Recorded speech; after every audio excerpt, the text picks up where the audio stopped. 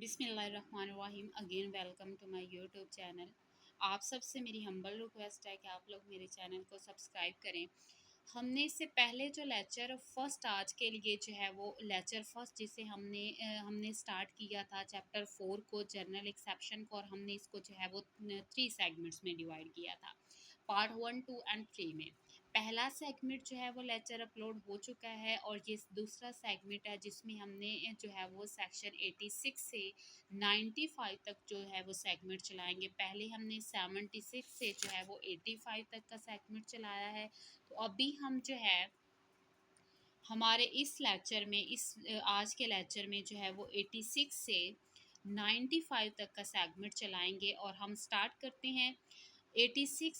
Section 76 से 85 बहुत अच्छे से हमने किया है। अब हम 86 से जो है वो 95 का करेंगे। 86 offence requiring a particular intent और knowledge committed by one who is intoxicated. हमने 85 में भी यही चीज़ देखी है। 85 में हमने क्या देखा था? 85 में हमने देखा था कि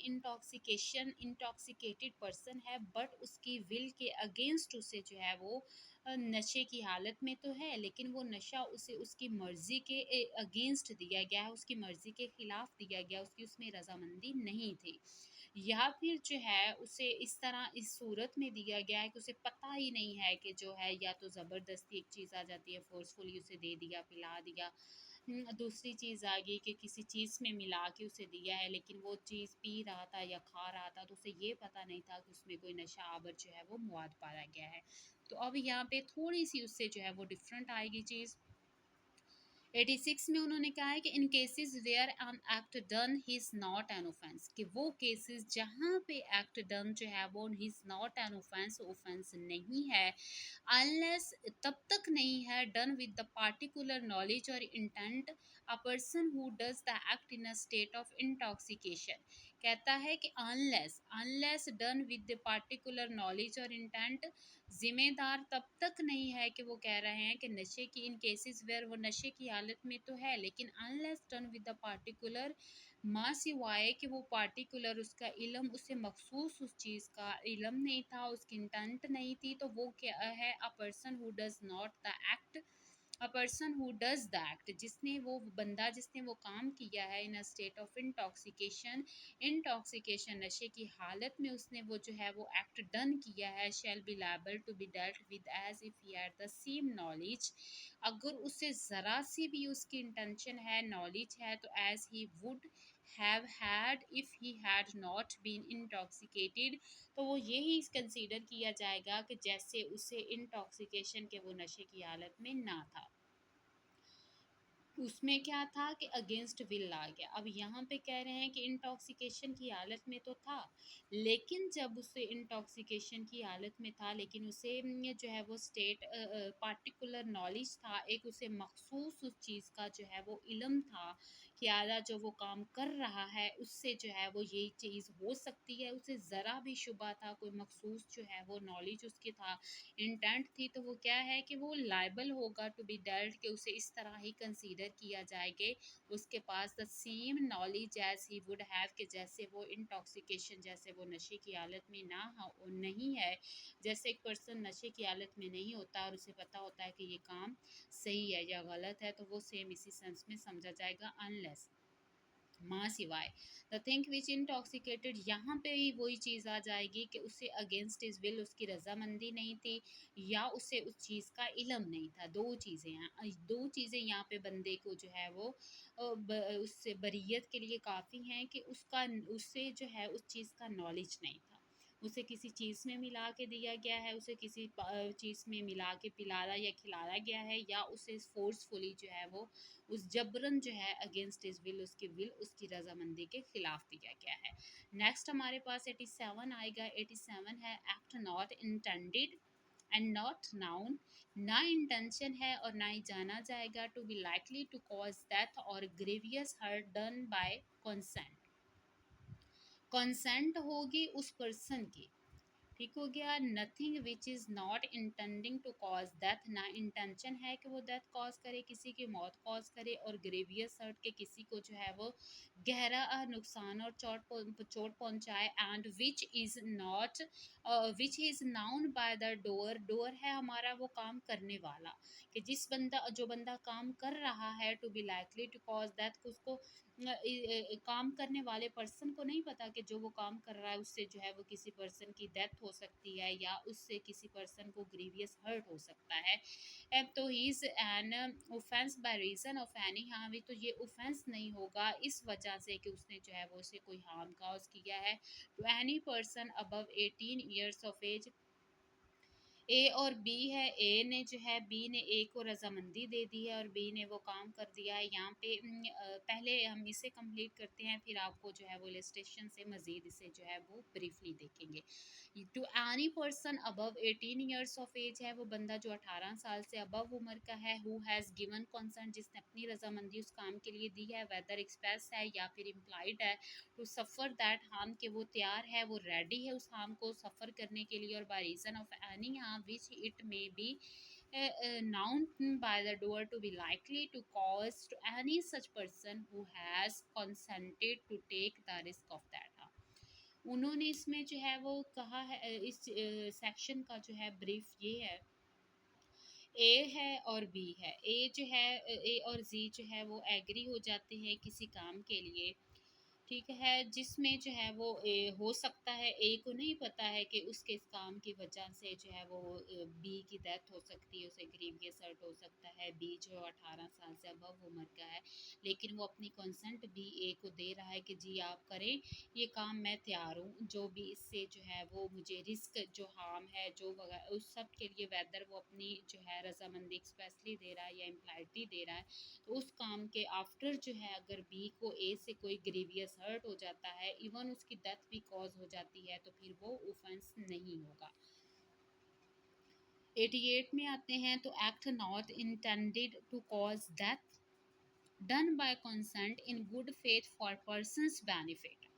act not intending to cause death, वहाँ पे ग्रेवियस हर्ट भी था 87 में। अब 88 में डेथ है, मौत है, कि उसकी मौत कॉज हो जाती है, बंदा मर जाता है, नॉट लेकिन इंटेंशन काम करने वाले की नहीं है कि वो उस बंदे को जो है उसका काम ही तमाम कर देगा।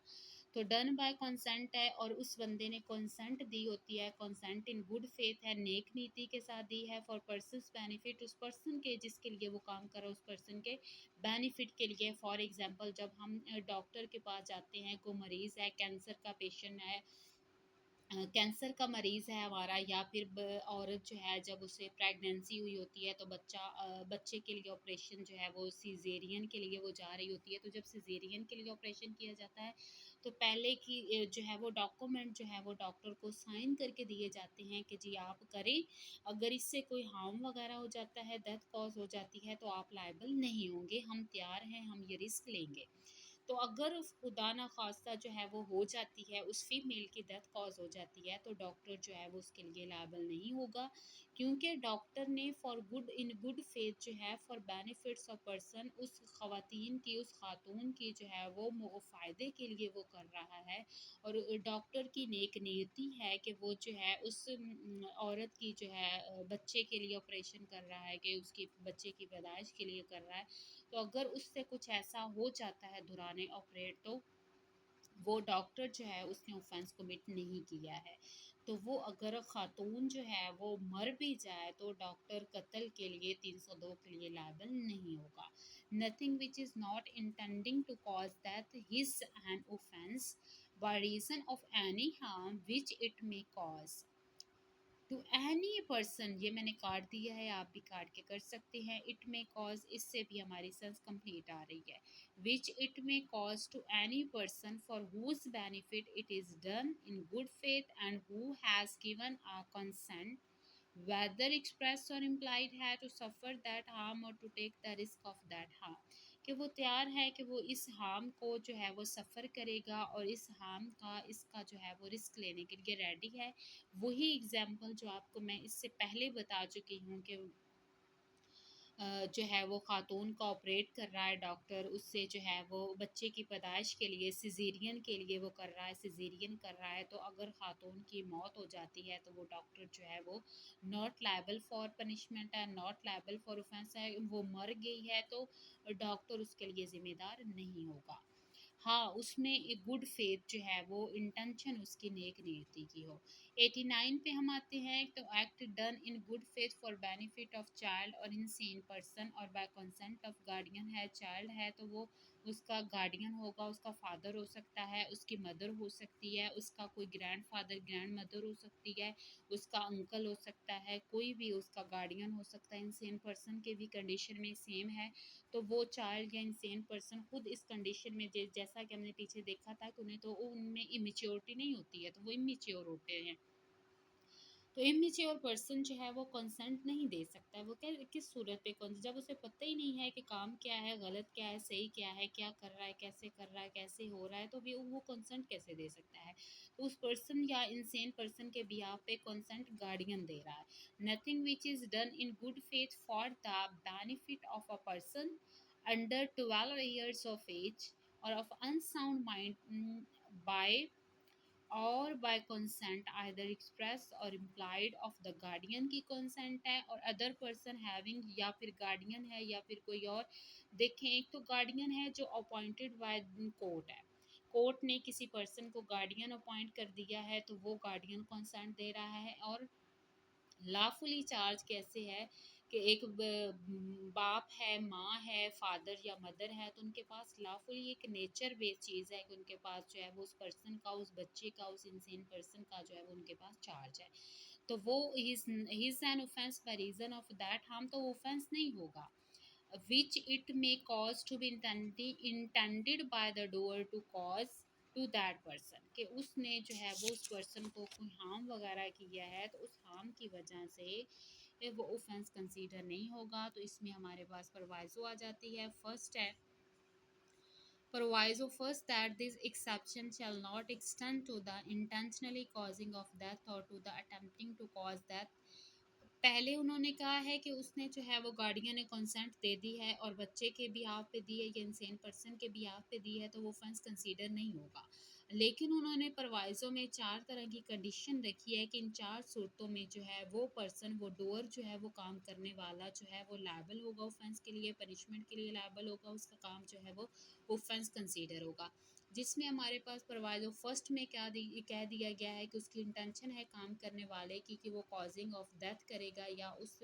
बंदे की मौत की उसकी इंटेंशन थी। सेकंड पे आ जाता है कि एनीथिंग, वो बंदा shall not this that secondly that this exception shall not intended to the doing of anything which the person doing it knows to be likely to cause that, death करने की intention थी। Second पे आ जाता है कि कोई काम ऐसा कर रहा है जो उसको लगता है कि जिससे उससे लगता है कि उस पर्सन की जो है वो मौत हो सकती है, फिर भी वो लायबल है। थर्ड पे है that this exception shall not intending to the voluntarily causing of grievous hurt है, डेथ की इंटेंशन है, लाइकली टू कॉज डेथ है, likely to causing grievous hurt है। इन तीनों सूरतों में फोर पे आ जाता है that this exception shall not intend extend to the abetment of an offence, या फिर डेथ और ग्रेवियस हर्ट की सूरत में अगर कोई अबैटमेंट, किसी को उकसाना, किसी को तरगीब देने की सूरत में भी है तो इस सूरत में भी वो लायबल होगा। नेक्स्ट हमारे पास आ गया है 90 है consent known to be given under fear और मिसकंसेप्शन। यहाँ फेयर के साथ मैंने ऐड किया है फेयर ऑफ इंजरी है, इंजरी को से खौफ है, मिसकंसेप्शन ऑफ फैक्ट है, फैक्ट की हकाई की गलती क्या जो है वो कोई उसे है। तो इस सूरत में जो है वो देखिए, अब हम डिटेल पढ़ेंगे। A a consent is not such a consent, बात है कंसेंट की, बात है उसने अपनी रजामंदी दी है, उसने अपनी हामी दी है कि वहाँ आप ये काम करें और जो है मैं इसके लिए तैयार हूँ, I am ready for that, you have to do it, आप करें, मैं तैयार हूँ। कंसेंट इज नॉट, ऐसी कंसेंट, वो कंसेंट क्यों दे रहा है, वो फेयर ऑफ इंजरी में कंसेंट दे रहा है, वो मिसकंसेप्शन ऑफ फैक्ट में कंसेंट दे रहा है कि हालात ऐसे हैं कि उसे वो चीज़ लग रही है लेकिन वो चीज़ है नहीं, तो इस बिहाफ पे भी वो दे रहा है। A consent is not such a consent as he is intended by any section of this code कि इस कोड में जो कंसेंट डिफाइन की गई है उस सेंस में ये दी जाने वाली कंसेंट कंसेंट नहीं है. If the consent is given by a person under fear of injury or under misconception of fact,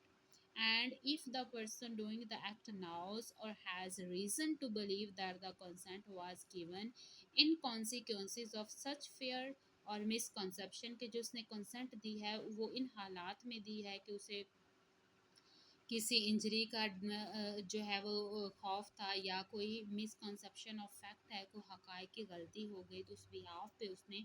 consent दी है, तो वो कंसेंट कंसेंट नहीं होगी. जो कंसेंट हमारा पाकिस्तान पिनल कोड कंसेंट दरकार करता है तो वो कंसेंट जो है वो इस सूरत की कंसेंट कंसीडर नहीं होगी. कंसेंट ऑफ इंसेन पर्सन की है, कंसेंट ऑफ चाइल्ड है. If the consent is given by a person who from unsoundness of mind or intoxication he is unable to understand the nature and consequences of that to which he gives his consent कि insane person है, फातिरुल अकल person है, जो ज़ईफ़ुल अकल person है, जो पागल person है, जिसमें एबिलिटी, जिसमें नॉलेज, जिसमें सेंस नहीं है समझने की, तो वो पर्सन जो है वो दे रहा है. इसमें ये नहीं है कि वो पागल पर्सन ही शामिल है, इसमें इंटॉक्सिकेटेड पर्सन भी जो नशे की हालत में, क्योंकि जब इंसान नशे की हालत में होता है तो उससे ये नहीं पता अच्छे बुरे की तमीज़ तो इंसान में रहती नहीं है. मैं क्या कर रहा हूँ, मैं कहाँ हूँ, मैं क्या बोल रहा हूँ, मेरे मुंह से कौन से लफ्ज़ निकल रहे हैं, सामने किस पर्सन को मैं बोल रहा हूँ, कोई किसी नहीं पता चलता है. माइंड जो है वो प्रॉपर सुन हो चुका होता है, सो चुका होता है, अच्छे बुरे की तमीज़ खो चुका होता है. तो इंटॉक्सिकेटेड पर्सन इनसेन पर्सन में शामिल है. तो अगर वो कंसेंट दे रहे हैं तो वो कंसेंट कंसेंट नहीं है. कंसेंट ऑफ चाइल्ड की कंसेंट नहीं है. चाइल्ड यहाँ पे क्या है कि अंडर 12 ईयर्स ऑफ एज, 12 या 12 से कम साल की उम्र का बच्चा है तो वो कंसेंट दे रहा है, तो वो कंसेंट कंसेंट नहीं. देखिए अब वो कंसेंट दे रहा है कि आप ये जो आपके पास ए जो है बी बच्चा है और ए को वो कंसेंट दे रहा है कि आप जो है ये पिस्टल लें और मुझ पे फायर कर दें. तो वो 12 साल का बच्चा, उसे नहीं पता है, तो वो कंसेंट तो दे रहा है. वो उसने जो, अब वो ये नहीं कह सकता है कि जी बी ने मुझे कंसेंट दी थी तो मैंने ये काम किया है. बी को नहीं पता है, ए को नहीं पता है कि बी तो बच्चा है, बी के कंसेंट उसे तो पता ही नहीं है बी को कि मैं क्या किस चीज़ के लिए किस काम के लिए कंसेंट दे रहा हूँ. तो वो कंसेंट कंसेंट ही नहीं है. 91 में हम आ जाते हैं. 91 है exclusion of exclusion of acts which are offenses, जो कि offenses हैं independently of harm caused हैं. कुछ ऐसे offenses हैं जैसे हमने 86 से 87 में हमने देखा कि वो cause harm वगैरह करता है. 88 में हम आ जाते हैं तो 88 में भी हमने देखा, और 89 में आ गया तो 89 में इंसेन और चाइल्ड पर्सन को हमने देख लिया. तो ये एक्सेप्शन अब 91 हमें डिफाइन कर रहा है कि जो एक्सेप्शंस जो 87 और 88 और 87, 88 और 89 के सेक्शंस में आ गई हैं. डोंट एक्सटेंड टू एक्ट्स, वो उन एक्ट्स पे एक्सटेंड नहीं करती हैं which are offences independently to any harm, जो कि बजाते खुद आज़ादाना तौर पे एक हार्म कॉज कर देते हैं. विच दे मे कॉज और बी इंटेंडिंग टू कॉज और टू बी नाउन और to be likely to cause to the person giving the consent और on whose behalf the consent is given. इनकी जिनकी मद में जो है वो काम हुआ होता है, हो रहा होता है, जो खुद भी खुद में जुर्म तो है, ऐसे काम हैं जो खुद में तो जुर्म है लेकिन उन्हें इन एक्सेप्शंस मिली हैं, तो वो काम जो यहाँ पे एक्सेप्शन में फॉल कर देते हैं, उन काम की मद में अगर सेपरेटली कोई काम, इंडिपेंडेंटली कोई काम हो जाता है, कोई हार्म हो जाता है, तो वो हार्म इन एक्सेप्शंस में फॉल नहीं करेगा. इस वजह से हम उसे एक्सेप्शन में नहीं कर सकते हैं कि जी उस पर्सन ने तो खुद कंसेंट दी है, जी उसके बिहाफ पे तो जी उस औरत के बिहाफ पे तो उसके खामन ने कंसेंट दी है, उसके बाप ने दी है, उसकी माँ ने दे दी है या किसी और ने दी है. तो इस पेज पे जो है वो हम नहीं देखें. अब कॉजिंग में यहाँ पे इलस्ट्रेशन हम देख लेते हैं ताकि हमें मज़ीद जो है वो क्लियरेंस हो जाए, कोई क्लैरिटी, कोई इम्बिग्विटी ना रहे. तो कॉजिंग मिस कैरिज देखें, अभी हम ये जो है ब्रैकेट वाला नहीं पढ़ेंगे. Causing miss carriage is an offence. Miss carriage करना, मिसकैरेज करना वो बजाते खुद एक ऑफेंस है। तो ये कह देना कि जी उसके लिए कंसेंट थी तो इस बिहाफ पे वो नहीं बच सकता है डॉक्टर, कि जी उसने कंसेंट दी थी, जी वो उसमें एक्सेप्शन में फॉल, जबकि मिसकैरेज तो खुद में ही एक ऑफेंस है। Causing miscarriage is an offense independently है of any harm which it may cause to or intending to be caused the woman। एक तो causing miscarriage जो है वो एक offense, और एक miscarriage करते हुए साथ में उस औरत की मौत कर दी है, या उस औरत को जो है वो इंटरनल कोई ऐसा इशू उसे कर दिया है कि जिसकी वजह से जो है वो इन फ्यूचर कभी माँ नहीं बन सकती है, तो मिस कैरिज भी ऑफेंस हो गया, और फर्दर जो उसने उसे मज़ीद कर दिया हार्म उस औरत को, तो वो भी ऑफेंस है, तो वो उन दोनों के लिए लायबल होगा। हाँ, यहाँ पे अनलेस कॉज्ड इन गुड फेथ के माँ सिवाय उसकी नेक नीति फॉर द पर्पस ऑफ, यानी बाज दफ़ा हो जाता है कि बच्चा प्रॉपर उसकी ग्रोथ नहीं हुई होती है, जब बच्चे का कोई पार्ट जो है वो ग्रो नहीं कर रहा होता है, तो इस सूरत में जो है डॉक्टर रेकमेंड कर देते हैं कि जी आप मिसकैरेज करवा लें, बच्चा ज़िंदा नहीं रहेगा, या इस बच्चे की वजह से जो है वो माँ की जान को जो है वो कोई ख़तरा वगैरह है, तो इस सूरत में अगर वो एक्सेप्शन आ जाती है कि फिर मिसकैरेज जो है वो ऑफेंस में फॉल नहीं करेगा, क्योंकि उसकी इन गुड फेथ है और for the purpose of saving the life of the women है। अदरवाइज जो है इसके अलावा जो है कॉजिंग मिसकैरेज भी ऑफेंस, और मिसकैरेज करते हुए मज़ीद जो है वो उस औरत को कोई लॉस कर देना, तो वो भी अपने आप में फर्दर ऑफेंस हो जाएगा। तो हमारे पास 92 आ गया है, ये act done in good faith for benefit of person without consent है। पहले चीज़ों में हमने देखा है कि वो कंसेंट दे रहे हैं, अभी क्या है कि कंसेंट नहीं है। कंसेंट कैसे नहीं है देखते हैं। Nothing is an offence by reason of any harm which it may cause to a person for whose benefit it is done in good faith even without that person's consent भी नहीं है। If the consent क्यों नहीं है देखते हैं। If the circumstances are such that it is impossible for that person, उस person के लिए इम्पॉसिबल है टू साइनिफाई कंसेंट के वो कंसेंट दे, और if that person is incapable of giving consent, consent देने के लिए वो कैपेबल नहीं है, एंड हैज़ नो गार्डियन, उसका कोई ऐसा गार्डियन या कोई अदर पर्सन लॉफुली चार्ज जिसके पास उस पर्सन का है, पॉसिबल नहीं है कि ऑन दैट ओकेजन उसे कंसेंट ली जाए in time for the being to be done with benefit. तो हालात ऐसे हैं, सिचुएशन ऐसी है कि बंदा जो है वो कहीं फॉर एग्जांपल सफ़र में जा रहा है, उसके साथ उसका बड़ा उसका गार्डियन मौजूद नहीं है, या फिर कोई उसके औरत जा रही है, या कोई मेल जा रहा है, तो उसका गार्डियन वगैरह हादसा हो जाता है, तो अब उसका फौरी तौर पे जो है ऑपरेट वगैरह ज़रूरी है, तो अब फ़ौरन डॉक्टर उसी वक्त जो है वो उसके लिए कंसेंट लेना, ना वो पर्सन इस सूरत में है कि वो कंसेंट दे, ना कोई गार्डियन मौजूद है या फिर पर्सन हैविंग लॉफुली चार्ज मौजूद है, तो वो विदाउट कंसेंट भी करेंगे, लेकिन उन्होंने वो करना for the benefit of that person है, तो वो ऑफेंस में फॉल नहीं करेगा। यहाँ पे जैसे हमने 89 में देखा था, तो परवाइज़ों में जो है वो एक्सेप्शन तो है, लेकिन फिर उन्होंने मज़ीद उसे जो है वो उस पे कुछ पाबंदियाँ आयद की हैं।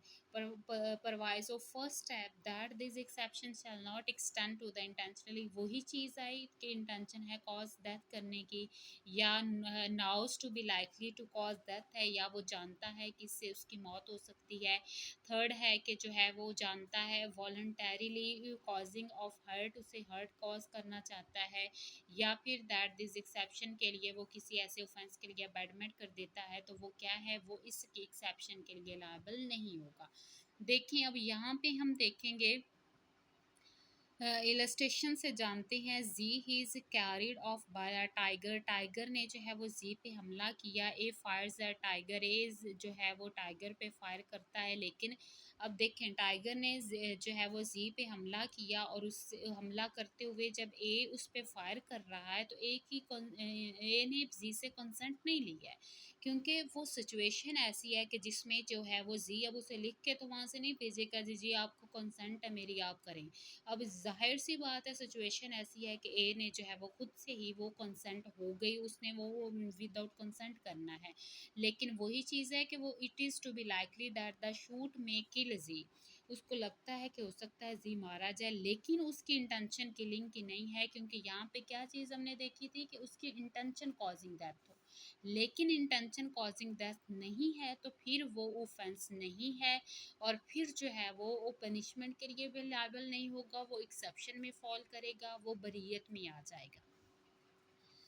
आगे इसी तरह हमारे पास है 93 है। 93 है communication made in good faith है। कोई कम्युनिकेशन जो है वो गुड फेथ में की जाए तो वो communication made in good faith आ जाता है। No communication made in good faith नेक नीति में है। Is an offence by reason of any harm to that person to whom it is made,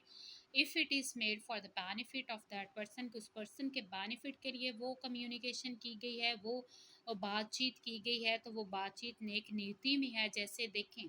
for example हम देख लेते हैं, ए जो है वो डॉक्टर है, बी उसका मरीज़ है, बी को कैंसर है। अब ए ने जो है वो बी को बताया कि जी आपकी रिपोर्ट जो है वो पॉजिटिव आई है, आपको कैंसर है, आपको ब्रेन ट्यूमर है, तो जी आपके पास चंद डेज है। अब ए डॉक्टर जो है वो बी अपने मरीज से कम्युनिकेशन जो है वो बातचीत कर रहा है, नेक नीति से कर रहा है कि उसे वो इन्फॉर्म करे। अब बी जो है वो इस शौक में वहीं पे जो अगर मर जाए कि जी मुझे तो ब्रेन ट्यूमर है, जी मेरे पास तो कुछ दिन है, वो मर गया है, तो इस सूरत में जो है वो डॉक्टर लायबल नहीं होगा, क्योंकि उसने communication made in good faith की है। ओके, नेक्स्ट हमारे पास है 94। अगेन वेरी वेरी इंपॉर्टेंट है जी। इसमें जो है वो act to which a person is compelled by threat. Threat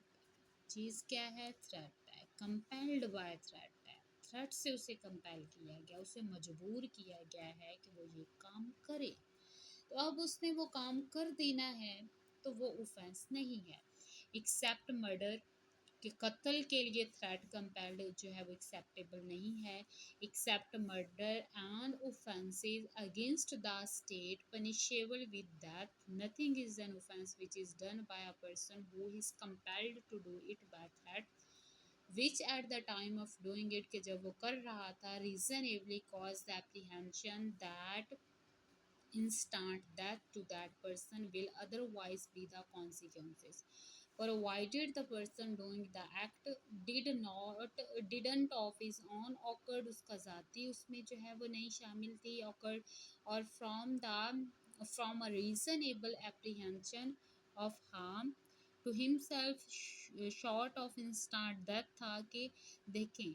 उससे एक ए है, अब उस बंदे को थ्रेट है कि जी मैं तुम्हें मार दूंगा, आपने जो है वो फलां के घर का दरवाज़ा तोड़ के जो है वहाँ चोरी करवा दें, या वहाँ पे जो है फलां को आप मार दें, या फलां को ये कर दें। मर्डर की तो एक्सेप्शन नहीं है, लेकिन आप जो है वो फलां की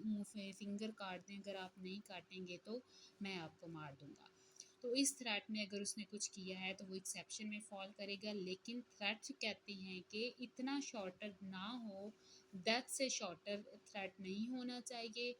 कि आप एम ही पास एक बना रहे हो कि जी मुझे तो डेथ का थ्रेट था। डेथ इंस्टेंट डेथ होनी चाहिए। Please place himself in the situation by which, और ना ही उसने खुद को ऐसे हालात में डाल दिया हो तो उसे कोई थ्रेट मिले कि वो ये काम करे। अब एक्सप्लेनेशन दो तरह की हैं। पहली है कि a person who of his own occurred बजाते खुद वो और by reason of a threat of being beaten joins a gang of dacoits knowing that their character, उनके करेक्टर को जानते हुए ही, जानते बूझते हुए जो है कि वो डॉकेट्स हैं, वो इस तरह के काम करते हैं, वो खुद को ऐसे हालात में और उनके साथ जो है वो शामिल कर लेता है, तो वो पर्सन जो है वो ये नहीं क्लेम कर सकता है कि जी मैंने चोरी की थी, या मैं वहाँ पे किसी के घर में डाका डाला था, या मैंने कुछ किया था तो जी मैं थ्रेट में था। नो, उसने खुद उनके करैक्टर्स को जानते हुए बजाते खुद उनके साथ शामिल हुआ है, तो वो इस एक्सेप्शन के लिए जो है वो क्लेम नहीं कर सकता है, इस एक्सेप्शन में वो फॉल नहीं करेगा। वो ऑफेंस की कैटेगरी में, वो ऑफेंडर की कैटेगरी में, वो पनिशमेंट के लिए लायबल होगा। यहाँ पे अब एक्सप्लेनेशन 2 है कि अ पर्सन सीज्ड, उसे काबू कर लिया बाय गैंग ऑफ डॉकेट्स ने and forced by threat of instant death to do a thing which is an offense by law, जो लॉ के कानूनी तौर पे जुर्म है. फॉर एग्जांपल ए स्मिथ एक लोहार जो है वो compel to take his tools के वो अपने तमाम अलाकार जो हैं अपने तमाम टूल्स जो हैं एंड टू वो उनको ले and to force the door of a house और एक घर का दरवाज़ा जो है वो उसे फोर्स उसे खोले फॉर द डॉकेट्स के लिए to enter and plunder it is entitled to the benefit of that exception. तो वो जो है वो जो लोहार है वो जो अपने टूल्स वगैरह लेके गया है तो वो पर्सन लाइबल है एक एक्सेप्शन के लिए, ना कि वो क्योंकि उसे तो अचानक वो उठा के लेके गए हैं, उन्होंने मजबूर कर दिया और जानबूझ के अगर वो उनके गैंग में शामिल हो के वो साथ ये काम कर रहा है तो फिर वो एक्सेप्शन में नहीं आएगा. 95 हमारे इस सेगमेंट का जो है वो लास्ट सेक्शन है. 95 है एक्ट कॉजिंग स्लाइट हार्म. अगर कोई एक्ट ऐसा है जो स्लाइट हल्का सा थोड़ा सा नुकसान जो है वो कॉज कर देता है तो वो भी ऑफेंस में शामिल नहीं है. Nothing is an offence by reason that it is causes any harm if that harm is so slight that no person of ordinary sense and temper would claim of such harm. जज़ाकल्लाह. आप सबसे humble request है कि आप लोग मेरे इस channel को सब्सक्राइब करें, वीडियोस को देखें, शेयर करें, लाइक करें. जज़ाकल्लाह.